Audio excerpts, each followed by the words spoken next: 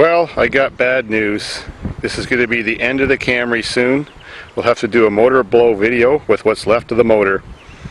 I've worked on it for many hours, changed the spark plugs, which are very hard to get at the back, the ignition wires, cleaned the cap and rotor, changed the fuel pump, fixed the leak in the fuel line, checked fuel flow right to the intake manifold where the fuel rail is, and the fuel flow is great, and this is how she runs. And she smokes a whole lot now like she never smoked before. Getting that manifold off to change those back plugs was a pain in the ass.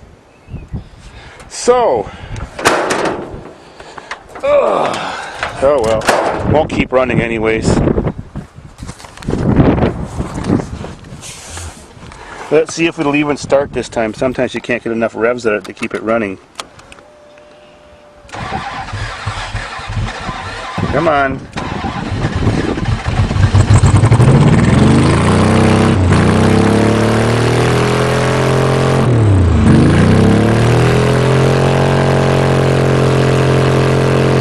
Well, that's full throttle. So I don't even know if it'll keep running at a high enough RPM to blow itself. But we'll have to see. I guess we'll do that tomorrow. Oh, look at the smoke coming out of the back. It was only running for a moment. But the purpose of this video is to give you guys an update, well, a history on the Ford truck, well, and the Camry, because they're the two longest survivors at Davidsfarm. Got the Camry here in 2001, and got the Ford truck in 2000, and I'll tell you how we got it. A friend of mine wanted another joyriding car for himself, so we decided to go to the back lot of a local London used car dealer and see if we could make a deal for a few cheap used cars that were going to go for scrap anyways. At this back lot there was about, I guess, 16 or 17 that weren't going to ever be put back on the road and probably sold as a package deal to an auto wreckers, and we weren't even paying attention to the truck. We just figured it didn't look that bad back then. Sure, it was rusty, but it wasn't all twisted and falling apart like it is now.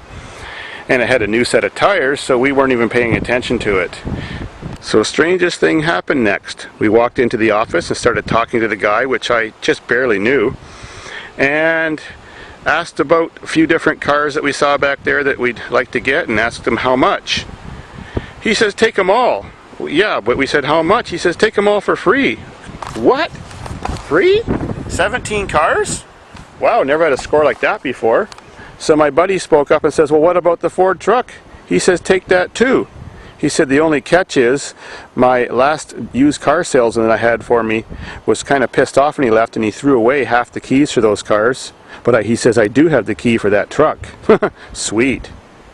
He said, we said, did it run? He says, well, it ran when we got it, but it's been here for 2 years and no one's been able to start it since. So it took us a couple of weeks, and we eventually got 12 of those vehicles towed to the farm. 5 we didn't want because a couple were tempos, one didn't run, one was smashed, another one was one of those rear-wheel drive Chryslers where the torsion bars attached to the frame and they were rusting off and the front suspension was ready to collapse. And one of the ones we did get back turned out to be dead. It was a Toyota Tercel and the motor was bad. But the truck, once we got up to the farm, we push started it and it ran. And then the next thing we found out, it had no reverse. It had pretty much the same kilometers, 402,000. The four-wheel drive worked, but every time you put it in reverse, it would just grind and wouldn't go at all in reverse. So I took the transmission out, and I don't have much experience fixing transmissions. It's called a ZF transmission, and I took it all apart. And I went and priced out the 2 gears that were chewed off on the corners, and the dealer wanted $375 for each gear.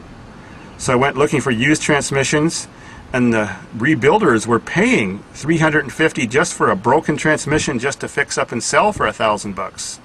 These were expensive transmissions. Well, while I had it apart, I noticed that fifth gear and reverse looked exactly the same. So I took the 2 gears out and I switched them and I put them in opposite places, figuring, well, we'll never use 5th gear on the farm. And lo and behold, it worked perfectly. We've been having a perfect or reverse gear for 10 years now. When I told this to transmission shops, nobody believed me, but they later realized it was true. Well, it did run by push starting, but it would never start by itself, and it took me a long time to figure out what was wrong with the glow plug system. I even bought 8 new glow plugs. It was a burned out part of this connector that fed the power to the glow plug igniter relay setup thing back there. And by cutting out the piece of connector and putting these marrettes in between, that fixed it. The unit itself was defective. So one of my fans sent me that thing. He bought off eBay, and that fixed that. Next thing was the fuel filter had rusted out, so it couldn't get suctioned very well because fuel was leaking. Alternator was bad, and so many people had to try to crank and crank and crank this machine and try to get it running that the starter motor was bad and it would only crank at half speed, so we were still bump starting it even after the glow plugs were fixed. But we had so much fun mudding this truck and joyriding it and swamping it through the lake and all that crazy stuff we did with it that I spent a lot of money on it. Got the alternator rebuilt, put a really good used starter motor in. There was warranty papers in it for the batteries for 3 years free replacement, and the batteries had sat for 2 years unused, so they went bad, so we took them in and got 2 new batteries for it. That was awesome. Then the fuel pump that's way down there that primes the injector pump, well, it went bad too from rust getting caught in the valves, the little rubber valves, and of course you couldn't take it apart. It was a sealed unit, so I had to spend 50 bucks and buy one of those. And since the rad cradle was all rotted out, it just kept twisting, and that was twisting the original rotten rad, and the rad fell apart. So I couldn't find a good rad for it, but I got a rad from an ambulance, a Ford ambulance. Didn't fit, of course, that's why the hood has to be tied down. And I had to weld some bars to the frame since the body was flopping around too much, and mounted that way, and now the rad doesn't twist and bend, and it's still perfectly good. Almost the same engine as my bus, a 7.3 liter International, except this one's got mechanical fuel injection, and the bus is electronic fuel injection and a turbo. Since this is a 91, it doesn't have turbo yet. The next year they came out. It's not a power stroke.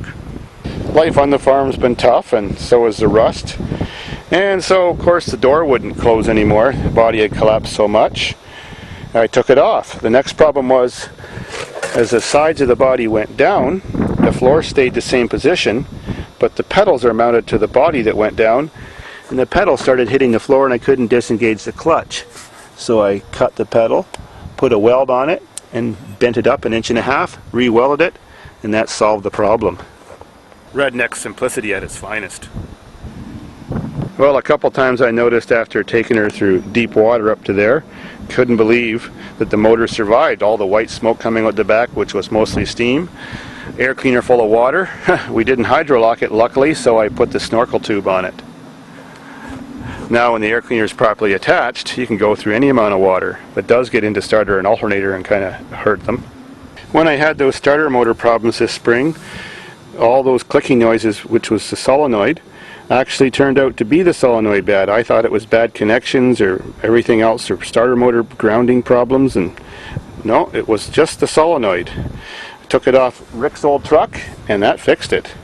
So 10 years of being at the farm and fixing all that stuff, I've got almost $1,000 invested in it, and I got it for free. So I've actually never invested so much money in my life fixing joyriding cars. Probably I haven't spent $1,000 on all my other joyriding cars in the last 10 years put together, keeping them going. But not too often you get a good running Ford diesel truck with issues for free. Oh, and by the way, a filling fell out of my tooth from an old break 20 years ago, and my dentist is on holidays this week. What luck. At least it doesn't hurt.